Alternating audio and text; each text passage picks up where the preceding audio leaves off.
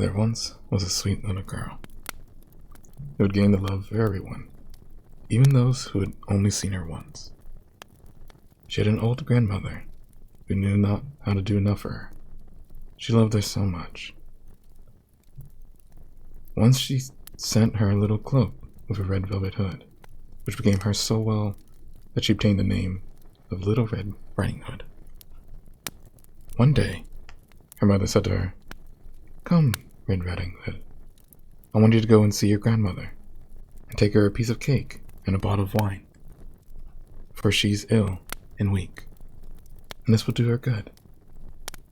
Make haste and get ready for before the weather gets too hot, and go straight on your road while you are out, and behave prettily and modestly. And do not run, for fear you should fall and break the bottle, and the grandmother would have no wine.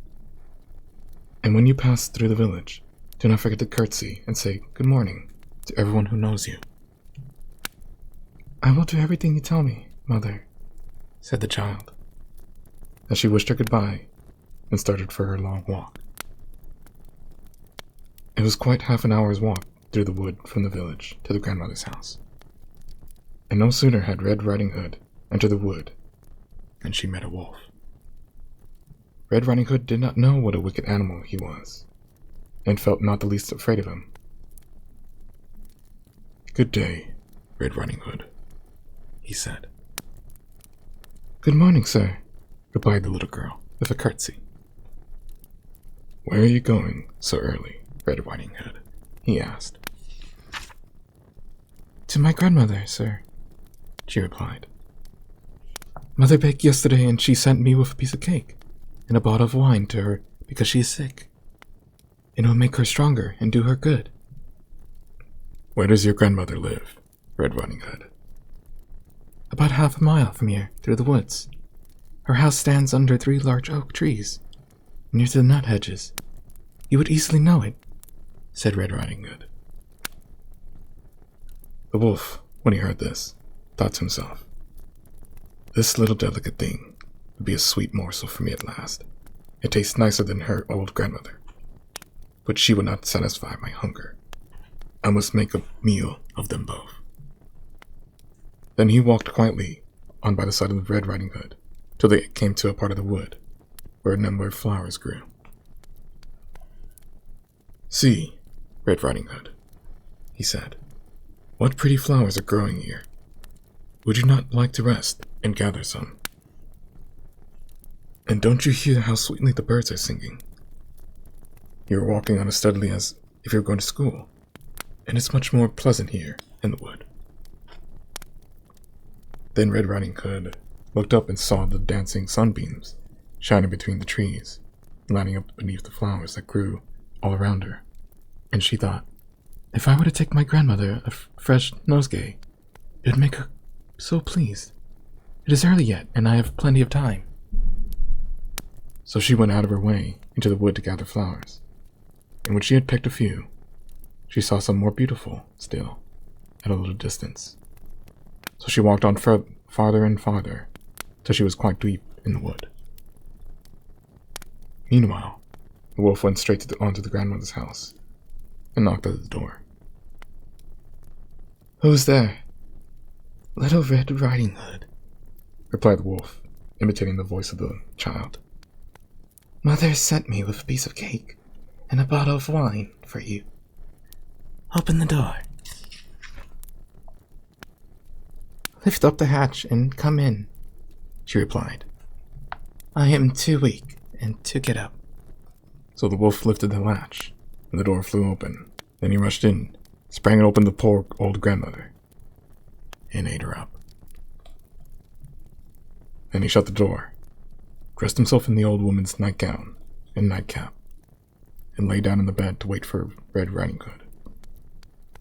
After Red Riding Hood had gathered many flowers as she could carry, she found her way back quite quickly to the right path, and walked on very fast till she came to her grandmother's house and knocked at the door. "Who's there?" said the wolf, trying to imitate the grandmother. His voice was so gruff, however, that Little Red Riding Hood would have been frightened, only she thought her grandmother had a cold. So she replied, "It's Little Red Riding Hood. Mother sent you a piece of cake and a bottle of wine." "Lift up the hatch and come in," said the wolf. So Red Riding Hood lifted the hatch and went in. When she saw her grandmother, as she thought, lying in bed, she went up to her and drew back the curtains, but she could only see the head, for the wolf had pulled the nightcap as far as his face as he could. "Good morning," she said, but there was no answer. Then she got on the bed and cried out, "Oh, grandmother, what great ears you have got!" "Too better to hear with, my dear," he said. "And what great eyes you've got!" "The better to see with, my dear." "And grandmother, what large hands you've got!" "The better to hold you, my dear." "But, grandmother, what great teeth you've got!" cried Red Riding Hood, who began to be frightened. "The better to eat you," cried the wolf, jumping from the bed and seizing poor Red Riding Hood. He swallowed her up at one mouthful. Now, as soon as the wolf had satisfied his hunger, he laid himself in the bed and snored so loudly that he could be heard outside. A hunter, who was out with his gun, was passing by and thought to himself, "How the old woman snores. I must go in and see what is the matter." Then he stepped into the room, and when he came to the bed, he saw the wolf lying in it. "Oh, you old sinner," said the hunter. "Have I found you at last? I've been seeking you for a long time, Mr. Wolf."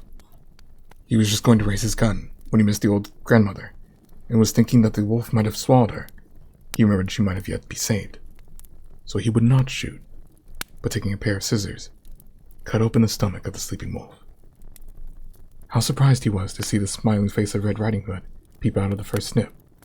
And as he cut further, she sprang out, exclaiming, "Oh, I've been so frightened. It was dreadfully dark in the wolf's stomach."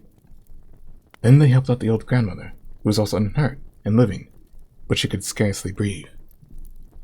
The wolf awoke too late to save his own life. He sank back out into the bed and died, and the hunter had his skin. After this, they all sat down very contentedly and drank the wine and ate the cake which Red Riding Hood had brought.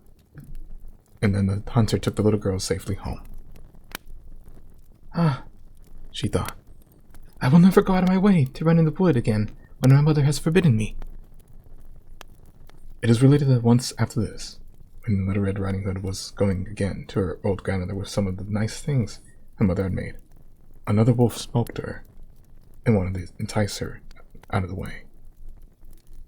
But Red Riding Hood was on her guard and went straight forward without stopping until she came to her grandmother's house. "Oh, grandmother," she said, "I met a wolf who wished me good day, but he looked at me with such wicked eyes that if I had not been in the street, I'm sure he would have eaten me up." "Perhaps he will come here," said the grandmother, "so we will lock the door and keep him out." Sure enough, soon after the wolf came to the door and knocked, crying, "Open the door, grandmother. I am Red Riding Hood, and I've brought you some cake and wine." But all remained silent, and the door was not opened. Then the sly old thief prowled round the house, and at last sprang on the roof to wait till Red Riding Hood went home in the evening, that he might seize her in the dark and devour her. But the grandmother knew what was in his mind. Now there stood near the house a large stone. "Red Riding Hood, I cooked a large sausage yesterday. You can empty the water in which it was cooked into the stone trough." Red Riding Hood drew off the water from the copper and emptied it until it was quite full, and the smell of the sausage reached the wolf's nose. He sniffed, and looked down, till at last he stretched his neck onto such a distance that he lost his balance, and fell from the roof into the grate full of water, and was drowned. Red Riding Hood went home that evening in happiness and safety, and no one attempted to hurt her on the road.